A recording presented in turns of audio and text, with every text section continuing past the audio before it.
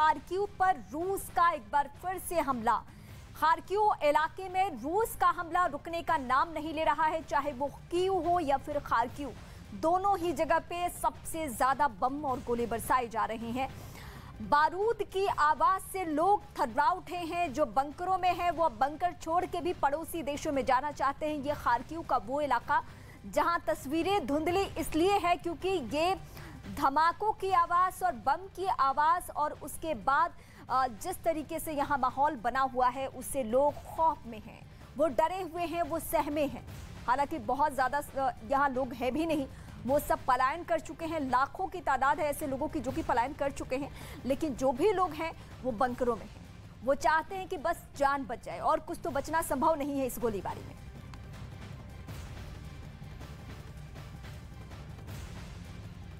Ukraine में युद्ध टालने के लिए रूस पर तमाम तरह के प्रतिबंध लगाए जा रहे हैं। अमेरिका ने पुतिन को युद्ध अपराधी बताया है, तो वहीं रूस ने भी अमेरिका पर पलटवार किया है। पुतिन ने कहा कि पश्चिमी देशों की दुनिया पर वर्चस्व कायम करने की महत्वाकांक्षा के नतीजे भुगतने होंगे। हालांकि अमेरिका यूक्रेन को हथियारों की मदद भी पहुंचा रहा है। अमेरिका ने कहा कि रूसी सेना से मुकाबला के लिए वो यूक्रेन को हथियार मुहैया कराएगा। यूक्रेन के राष्ट्रपति ज़ेलेंस्की ने मदद की गुहार लगाई है, तो आईसीजे ने रूस से तुरंत युद्ध रोकने की अपील की है।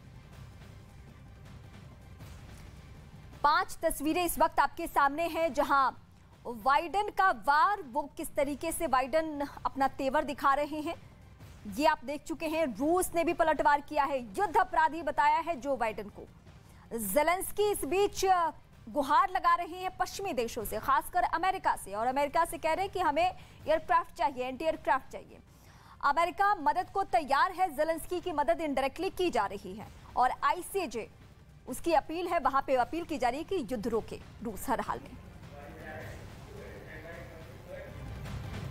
तो लगातार सब तस्वीरें हम आपको दिखाने की कोशिश कर रहे हैं और 22 दिन हो चुके हैं और मदद भी यूक्रेन को मिलती जा रही है। लेकिन इस बीच एक बड़ी खबर जो निकलकर सामने आ रही, रूस यूक्रेन युद्ध पर बड़ी खबर, जहां पर चीन का बयान निकलकर सामने आया है। यूएस में चीन के राजदूत का बड़ा बयान है। उन्होंने कहा है युद्ध चीन के लिए अच्छा नहीं है। ये कह दिया है चीन का बयान, पहले से युद्ध की जानकारी नहीं थी, ये कहा गया है चीन की ओर से, जहां पर लगातार तनाव की स्थिति बनी हुई है रूस और यूक्रेन के बीच में। ऐसे में चीन का बयान भी अब निकलकर सामने आ गया है। यूएस में चीन के राजदूत ने ये कहा है, जहां पर लगातार हम तस्वीरें भी आपको दिखा रहे हैं और बमबारी की जा रही है, और चीन ने अब साफ कह दिया है कि ये युद्ध, ये हमले चीन के लिए ठीक नहीं है और युद्ध की हमले की पहले कोई जानकारी नहीं मिली थी। तो ऐसे में तस्वीरें भी आप देखिए, खार्किव का इलाका जहां पर स्कूल पर हमला किया गया है। कई दिनों से रूस के सामने खड़े और उसका मजबूती से सामना करे यूक्रेन की दुनिया के देश तारीफ कर रहे हैं, लेकिन कोई भी उसका साथ देने को डरता है, तैयार नहीं है, क्योंकि सभी जानते हैं कि रूस से सीधे टक्कर लेना खतरे से खाली नहीं होगा। कनाडा में ज़ेलेंस्की के लिए तालियां बहुत बज रही हैं। ज़ेलेंस्की का साथ देने की बात की जा रही है, लेकिन यूक्रेन के युद्ध में रूस से सीधे टक्कर कौन ले, यही बात इस वक्त नेटो और पश्चिमी देशों के लिए बहुत बड़ी दुविधा बनी हुई है।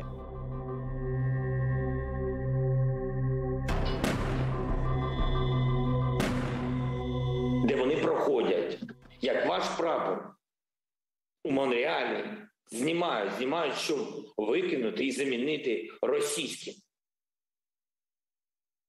Я знаю, що ви підтримуєте Україну, я це знаю щиро, дієво, і ми з Джастином друзі, але я хочу, щоб ви... 24 फरवरी जब युद्ध की शुरुआत हुई थी, तब ज़ेलेंस्की को अमेरिका और नेटो से बहुत उम्मीद थी, लेकिन जो बाइडेन से लेकर बोरिस जॉनसन और जस्टिन ट्रूडो से लेकर एमेनुएल मैक्रो तक सब ने ज़ेलेंस्की को बहुत मजबूर बना दिया। ज़ेलेंस्की रोज मैसेज देते हैं, नेटो को झकझोरते हैं, अमेरिका को जगाने की कोशिश करते हैं, लेकिन ज़ेलेंस्की की बात अब तक अनसुनी रही है। फिर भी ज़ेलेंस्की की जिद अब यूक्रेन में एक मजबूत इरादा बना चुकी है। यही ताकत है कि यूक्रेन अब भी इस युद्ध में रूस से बराबर की टक्कर ले रहा है। I talked to Vladimir again yesterday, and of course I understand what he's saying about NATO and the reality of the position, and everybody's always said, and we made it clear to Putin, there's no way Ukraine is going to join NATO anytime soon. But the decision about the future of Ukraine has got to be for the Ukrainian people and for Volodymyr Zelensky as their elected leader, and we will back him. And the most important thing is that Putin's aggression. रूस Ukraine युद्ध के बीच America ने रूस पर बहुत बड़ा आरोप लगाया है। अमेरिका ने रूस पर डॉक्टर्स को बंधक बनाने का आरोप लगाया है। यूएस राष्ट्रपति बाइडेन ने कहा कि रूसी सैनिकों ने अस्पतालों पर बमबारी की और डॉक्टरों को बंधक बना लिया। रूसी सैनिकों ने मारियापुल में एक अस्पताल पर काबू कर लिया है, कब्जा कर लिया है और वहां पर डॉक्टर्स के साथ ही मरीजों को भी बंधक बना लिया गया है। ये यूएस राष्ट्रपति का ये बड़ा बयान है, सनसनीखेज आरोप है रूसी सैनिकों पर। हालांकि इसकी सच्चाई से आप सब वाकिफ हैं कि रूस कितना हमलावर हो चुका है। रूस के जो सैनिक हैं वो स्कूलों पे, अस्पतालों पे, सब पे बम बरसा रहे हैं, तो ऐसा वो कर सकते हैं, इस बात की संभावना है, आशंका जाहिर की जा रही है।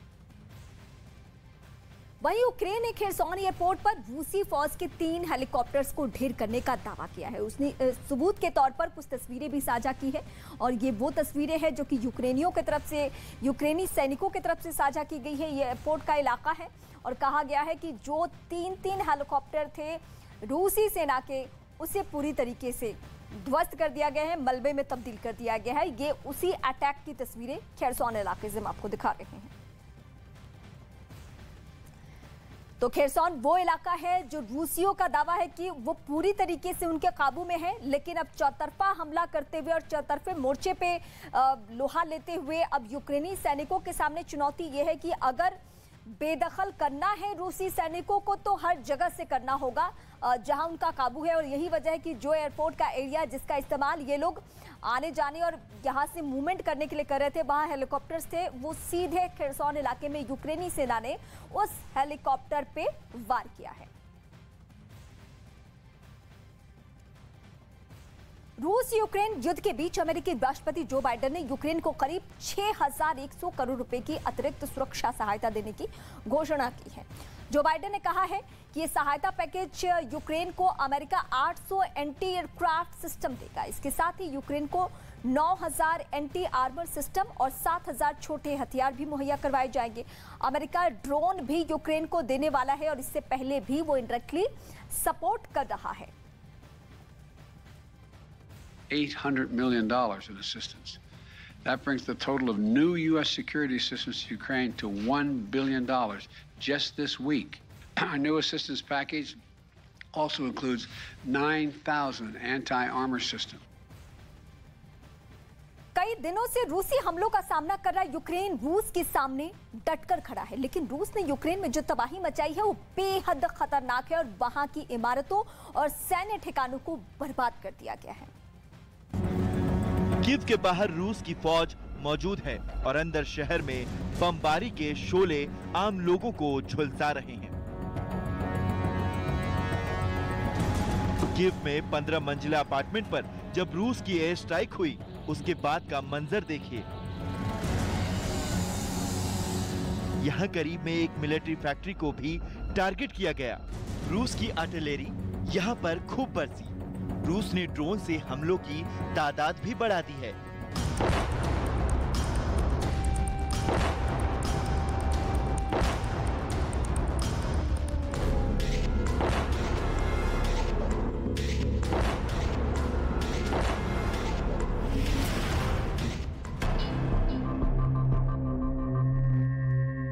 इस जंग ने यूक्रेन का बहुत नुकसान किया है और अब यहाँ की तस्वीरें देखकर कीव की तुलना सीरिया के एलेपो या फिर हमा शहर से भी की जा रही है।